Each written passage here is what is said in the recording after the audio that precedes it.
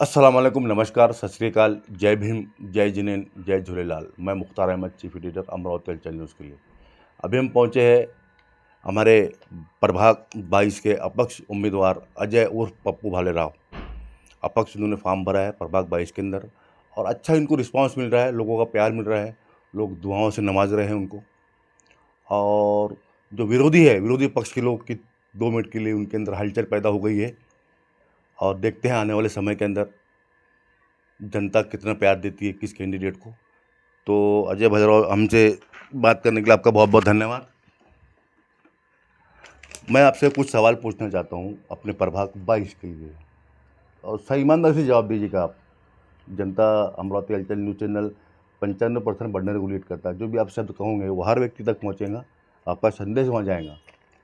सबसे पहले अगर मान लो आप जीत के आते हैं, जीतते हैं, अगर आप चुनाव जीतते हैं तो सबसे पहला काम आप क्या करेंगे? नमस्कार, जय भीम, जय संविधान। और बोधिसत्व परम पूजनीय डॉक्टर बाबा साहब अम्बेडकर, राजे छत्रपती शिवाजी महाराज, क्रांती ज्योती, क्रांती सूर्य महात्मा फुले यांना मी सर्वप्रथम त्रिवार वंदन करतो। और आज राष्ट्रमाता जिजामाता यांच्या जयंतीनिमित्त, तसेच स्वामी विवेकानंद यांच्या जयंतीनिमित्त बडनेऱ्यातील सर्व नागरिकांना, बंधू भगिनींना ह्या जयंतीच्या हार्दिक शुभेच्छा देतो। आणि आज हलचलचे संपादक मुख्तार अहमद जे आज मुलाखत घ्यायला आलेले आहेत, माझ्याशी सवाल जवाब करायला आहेत, त्यांचे मी सर्वप्रथम आभार व्यक्त करतो। धन्यवाद। आणि त्यांनी मला प्रश्न विचारलेले आहेत। तुम्ही निवडून आल्यावर सर्वात प्रथम तुम्ही काय करणार आहात? तर मी आज नवी वस्ती बडनेरा 22 प्रभागातील लोकांच्या आशीर्वादाने अपक्ष उमेदवारी दाखल केलेली आहे आणि मला चांगला प्रतिसाद मिळाला आहे। लोक मला निवडून देतील या मतदारसंघातील, हे मला पूर्ण माझा विश्वास आहे। तरी आपण विचारलेले आहे की सगळ्यात पहिले आपण काय करणार आहे? तर बडनेऱ्यातील आज महानगरपालिका जेव्हापासून झालेली आहे, बडनेऱ्याच्या नवी वस्तीतील समस्या, बडनेरा म्हणजे नवी वस्ती जुनी वस्तीतली एक समस्या आहे की छोट्या छोट्या गोष्टीसाठी अमरावती महानगरपालिकेला जे जन्ममृत्यूचे नोंद आहेत, ज्या लोकांना समजत नाही तिथं हेलपाटे घेत त्यांना जावं लागते, आपली रोजंदारी गमवून त्यांना जावं लागते आणि ते दाखले मिळवण्यासाठी 2-2 दिवस लागतात। त्याचा सर्वप्रथम मी निराकरण करणार आहे। दुसरी गोष्ट म्हणजे जे बांधकाम विभाग आहे, जे परमिशन आहे, हे आहेत, खूप साऱ्या गोष्टी त्या येतात, त्यांना हेलपाटे घ्यावं लागतात, त्याही गोष्टी मी करणार आहे। आणि तुम्हाला माहीतच आहे की बडनेऱ्यात आज PR कार्ड, भूमी अभिलेख सातत्याने इथं ऑफिस बंद असते। ते ऑफिस भूमी अभिलेखाचं कार्यालय इथं यावं।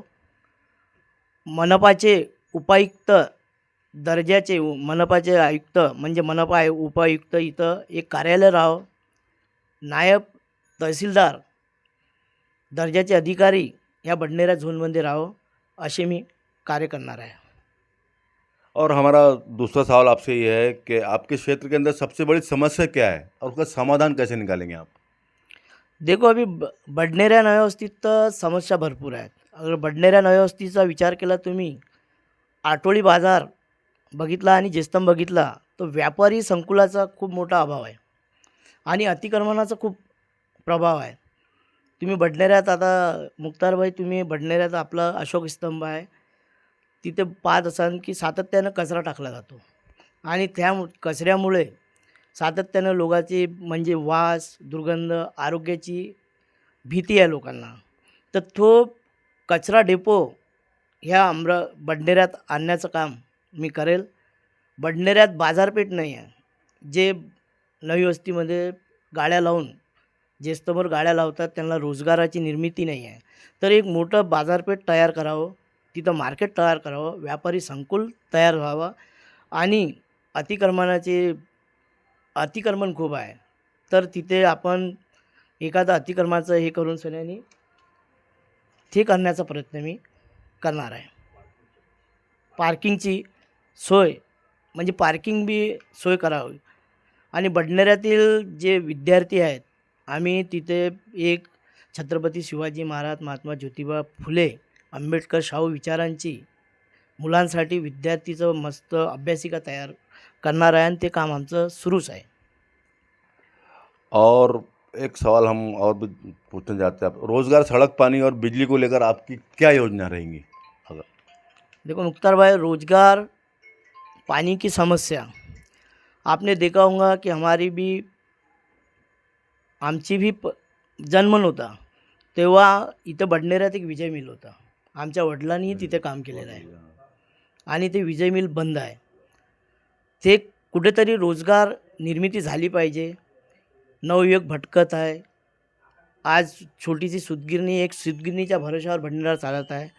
तरी मी उद्योग आणण्याचा प्रयत्न करेल आणि 24 तास जे पाण्यासाठी समस्या आहेत त्या पाणी भेटलं पाहिजे, पाणी मिळालं पाहिजे लोकांना आणि बडनेऱ्यात एक टाकीचं काम सुरूच आहे. तर ती समस्या दूर करण्याचा मी प्रयत्न करीन. स्वच्छता, स्ट्रीट लाईटचे खंबे, घरोघरी पाणी मिळावं, ह्या समस्या मी दूर करेल. और महिलाओं और युवाओं के लिए क्या विशेष कदम उठाएंगे आप? महिलाओं, युवाओं के लिए, उनके लिए उद्योग लाने का मैं प्रयत्न करूँगा. निश्चित ही मेरा विजय हुआ तो मैं 24 तास जनता की सेवा में रहूँगा. अजय भैया, हमारा आपसे लास्ट और आखिरी क्वेश्चन ये है, अल्लाह, भगवान, ईश्वर, वाहेगुरु के आशीर्वाद से अगर आप जीत के आते हैं तो सबसे पहले वो 3 काम कौन से रहेंगे जो आप जनता के सामने शेयर करेंगे और जनता को दिखाएंगे?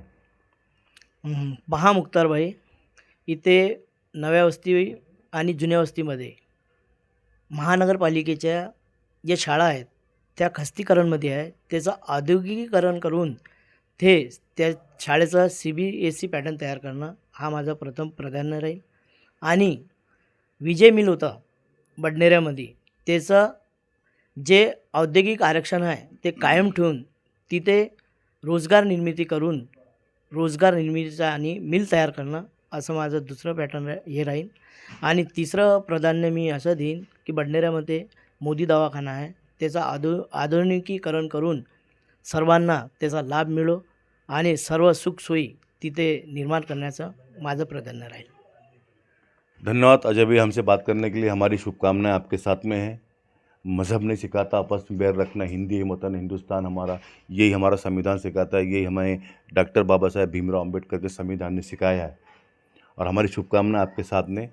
और लास्ट में हम एक शेर हमेशा कहते हैं मरहूम राहत इंदौरी साहब का, जो आज साहिब मसनद है कल नहीं होंगे, जो आज साहिब मसनद है कल नहीं होंगे, किराएदार है ज़ाती मकान थोड़ी है, लगेगी आग तो आएंगे कई घर जद में, लगेगी आग तो आएंगे कई घर जद में, सिर्फ ये हमारा ही मकान थोड़ी है, सभी का खून है शामिल यहाँ की मिट्टी में, हिंदू, मुस्लिम, सिख, ईसाई, बौद्धिस्टी, सभी का खून है शामिल यहाँ की मिट्टी में, किसी के बाप का हिंदुस्तान थोड़ी है. और इसी के साथ में मुख्तार अहमद, अमरावती हलचल न्यूज़ के लिए.